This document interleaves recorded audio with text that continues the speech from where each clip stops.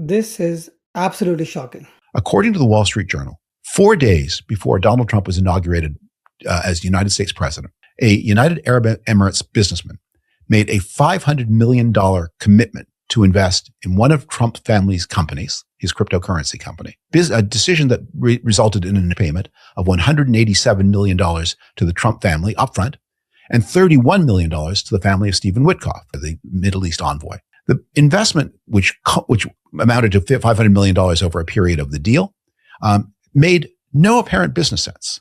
The company in which this astonishing amount of $500 million investment was made, that company had almost no products, and its few revenue sources were outside the limit of the deal. It is impossible to understand how any of this could have made any business sense. But the businessman was a member of the royal family and a brother of the president of the United Arab Emirates, and who oversees not just his own enormous wealth, but the very important state investment fund.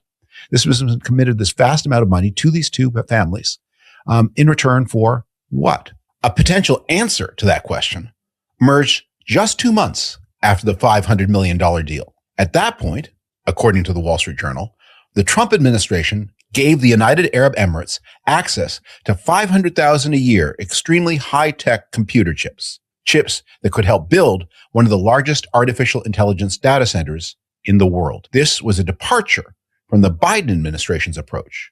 This is an astonishing story, a disturbing story, a story with implications not only for U.S. public integrity, but for United States national security. I want to talk about the feeling of helplessness that this story leaves behind.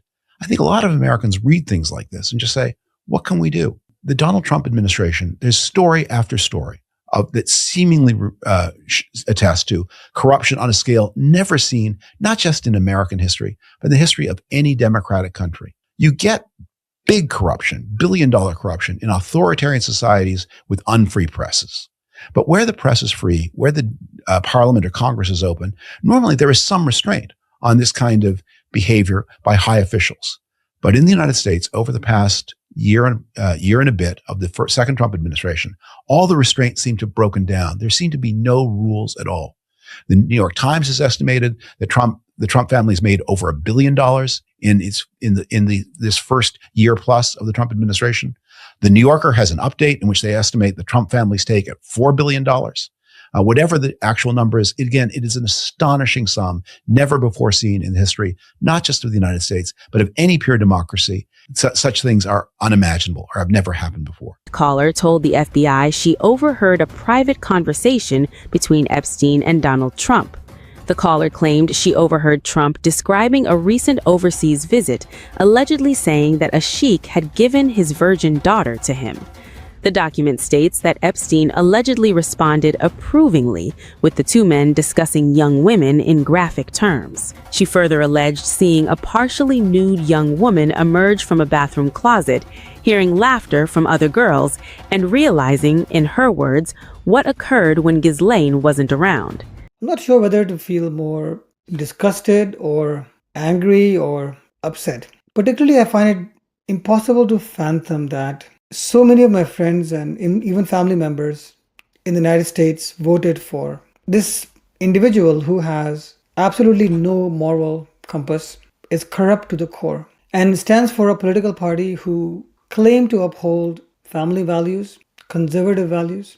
The hypocrisy is stunning, and you can't help wonder, why do these people vote for such corrupt persons? Corruption in their working patterns, corruption in their morality. And the answer is the politics of hate. You see, there are actually very few people who follow politics or news or current events with any real seriousness. The vast majority of people just don't. They don't know what political party manifestos are. They don't half the time even know who the leaders are. They don't know what they stand for. They don't know what they will do. But there is one thing they know. They know who they don't like and who would act against those people. They know the communities they don't like. This could be people who are immigrants. This could be people of a certain skin color, people of a certain religion, certain background.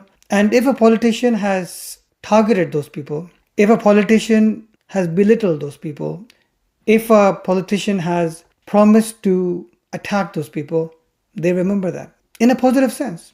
That's what we call the politics of hate. The vast majority of people who vote for these spreaders of hate still don't know what the political manifestos are, what geopolitics is, what fiscal policies are. They have no idea. All they know is that there is a certain segment of society that they don't like. They blame those people for their own shortcomings, for their own ills. That is a scapegoat that they have chosen to target, and they have identified positively politicians who also scapegoat and stereotype those people. And that's how these people get votes. That's really what it comes down to.